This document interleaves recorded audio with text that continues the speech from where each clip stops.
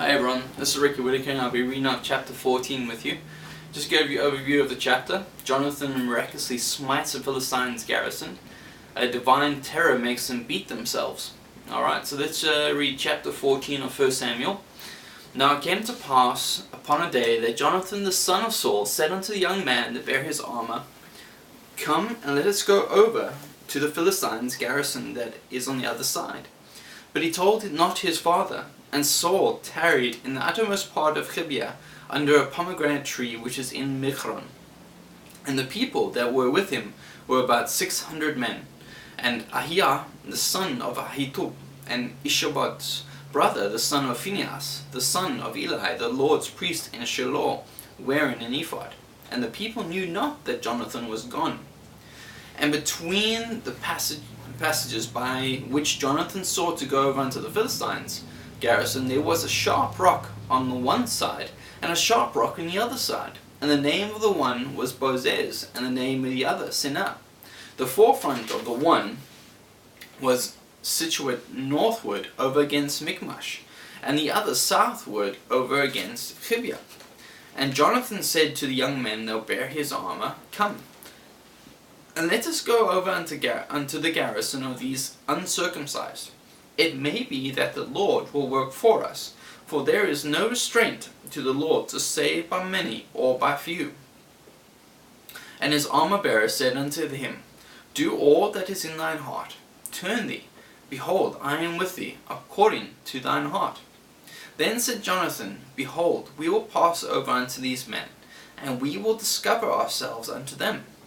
And if they say thus unto us, Tarry until we come to you, then we will stand still in our place, and will not go up unto them.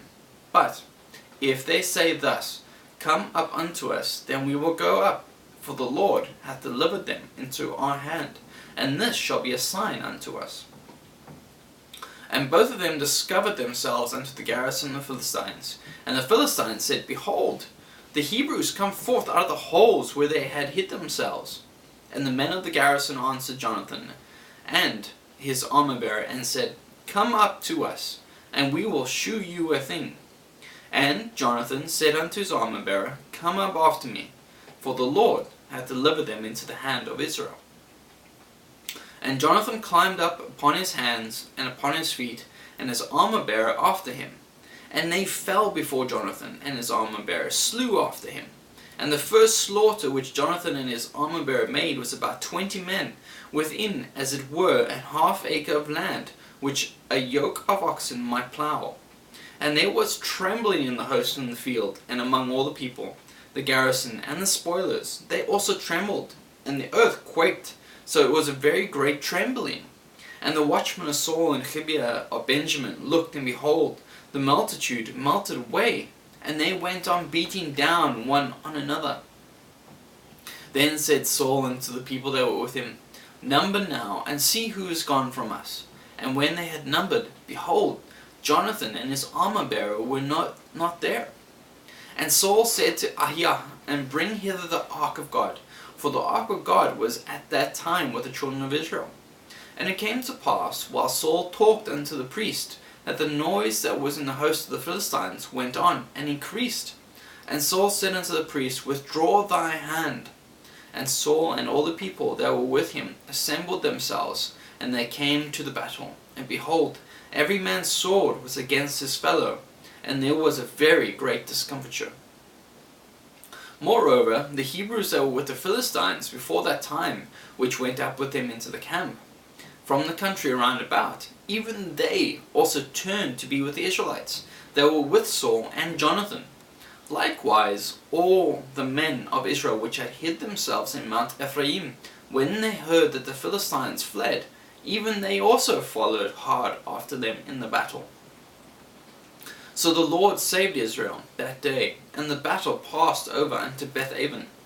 And the men of Israel were distressed that day, for Saul had adjured the people, saying, Cursed be the man that eateth any food until evening, that I may be avenged on mine enemies. So none of the people tasted any food, and all they of the land came to a wood, and there was honey upon the ground. And when the people were come into the wood, behold, the honey dropped.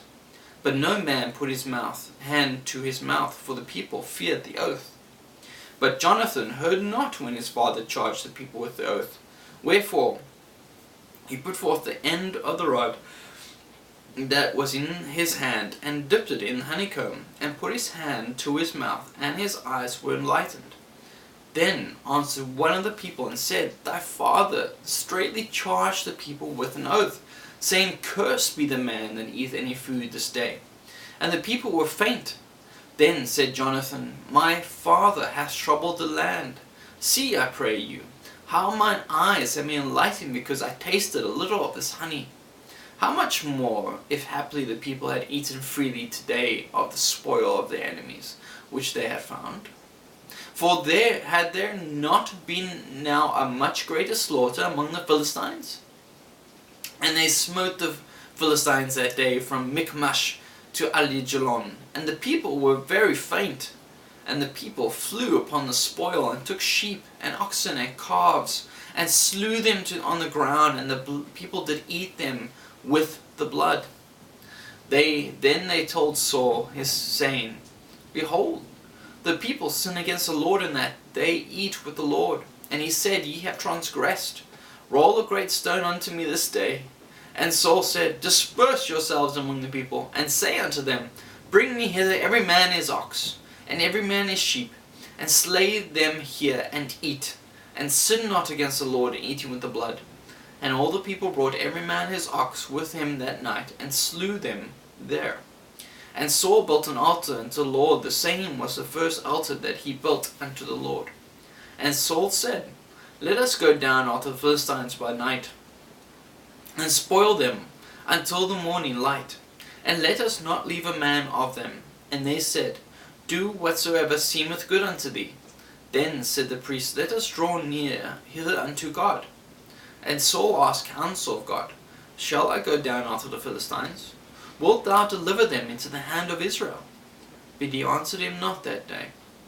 And Saul said, Draw ye near hither all the chief of the people, and know and see wherein this sin hath been this day.